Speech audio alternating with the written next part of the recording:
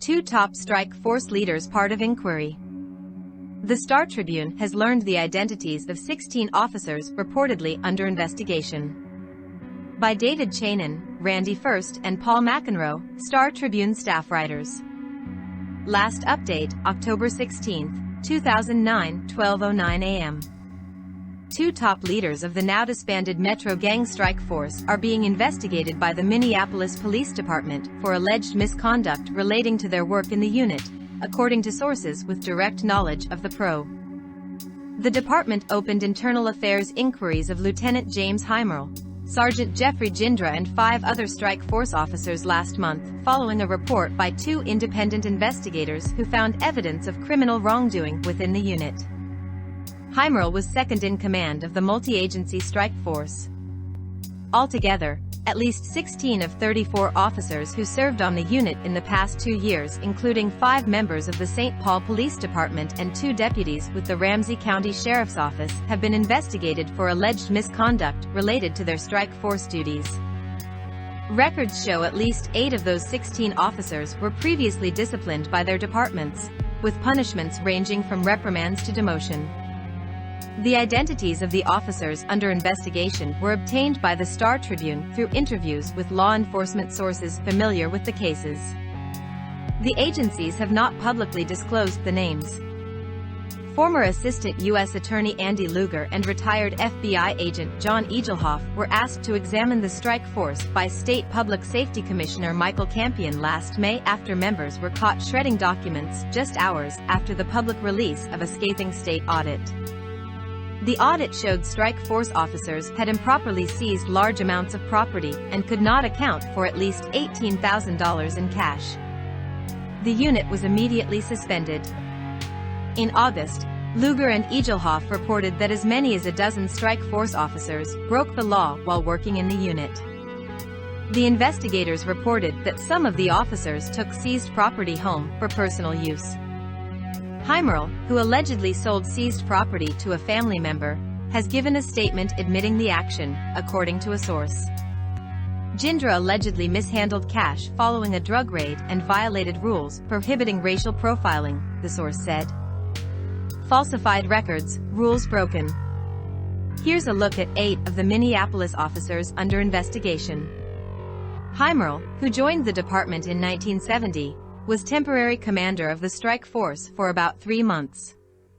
He was later criticized by his successor, Hennepin County Sheriff's Captain Chris Amat, for approving airfare payments so strike force members could attend a conference in Hawaii.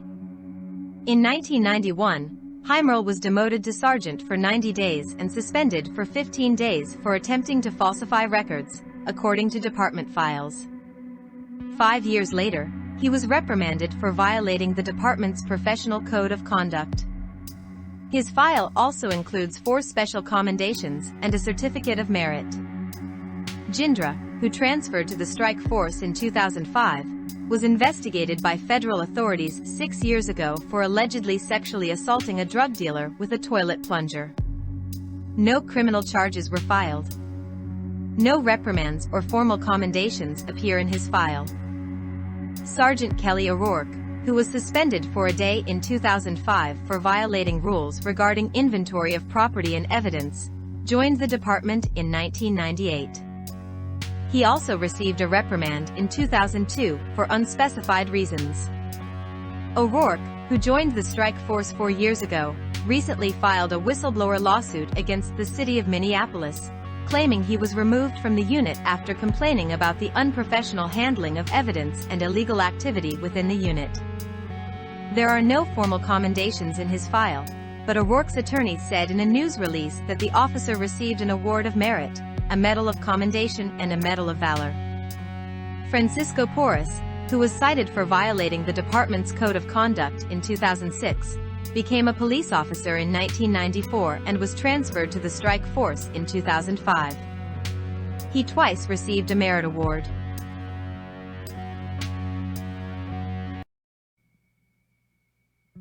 David Garman, who spent less than a year with the strike force, was fired in September for not being truthful about confiscating cell phones during a drug seizure, according to sources. Garman received a Medal of Honor in 2008 and a life-saving award in 2009. Previously, he had not been reprimanded. Lucas Peterson has already served a 40-hour suspension for a procedural violation relating to his execution of a strike force search warrant, according to sources. He is appealing his suspension. Peterson, who joined the department in 1999, spent 3 years with the unit. He received a Medal of Valor in 2006 and has no reprimands in his file. Mike Nimlos was disciplined and ordered to undergo training on the proper way to handle seized property stemming from his strike force conduct, a source said. Nimlos, who joined the department in 1997, was transferred to the strike force in 2006. There were no previous reprimands or formal commendations in his file.